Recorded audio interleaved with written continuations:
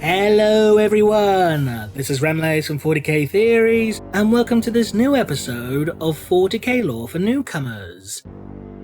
For this episode, nominated on Patreon by Brother Santodes, we will be taking a brief look at the diminutive creatures known as Cherubs.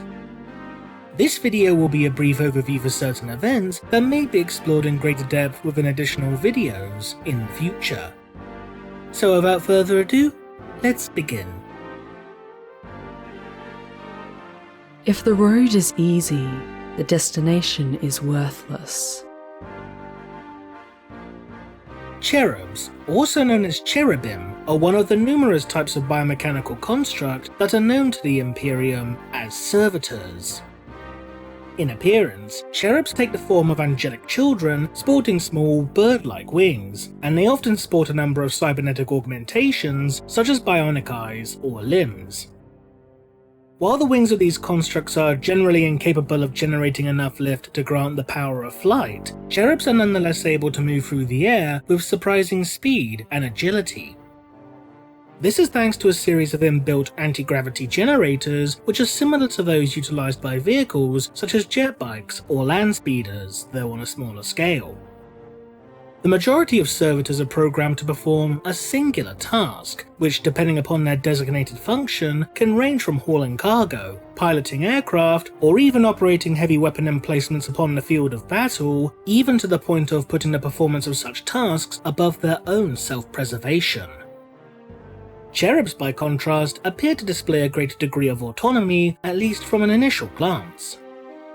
Indeed, cherubs can be programmed to perform a variety of different tasks, such as couriering small packages, performing covert surveillance, or even acting as familiars for high-ranking psychers, such as inquisitors or space marine librarians. Above all other functions, however, cherubs appear to be primarily designed to symbolize innocence, holiness, and spiritual purity, and as such are a common sight during formal religious events, as well as dwelling within the rafters of the many temples and cathedrals dedicated to the God Emperor. Many of these constructs, particularly those that accompany priests, cardinals, or other religious figures, will often be programmed to repeatedly recite prayers or even sing sacred hymns to further accentuate their angelic yet nonetheless disturbing appearance. Some more unscrupulous individuals, such as certain planetary governors, were stated to have utilized such constructs in an attempt to legitimize their regimes by surrounding themselves with these winged symbols of purity. Those cherubs that serve as familiars will often be controlled via the use of a device known as a mind impulse unit, which in turn transforms the cherub into an extension of their master's body and will. The exact origin of cherub-class servitors remains unclear, due to a number of contradictory sources regarding as to when such constructs first came into existence. Some claim that cherubs were first constructed during the course of the Great Crusade, whereas others maintain that their earliest known appearance within Imperial records was over 1,000 years after the events of the Civil War known as the Horus Heresy.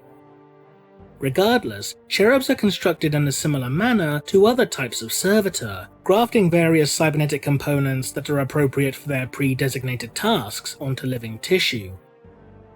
However, unlike many full-grown servitors, which are created utilizing mind-wiped and lobotomized criminals or dissidents, the majority of cherubs, due to their small size, are rumored to have their biological components grown within special tissue vats.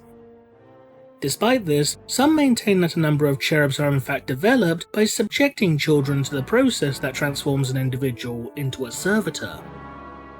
Whether such claims are truly accurate, or if they are merely cautionary tales told by parents to their offspring, is another matter entirely.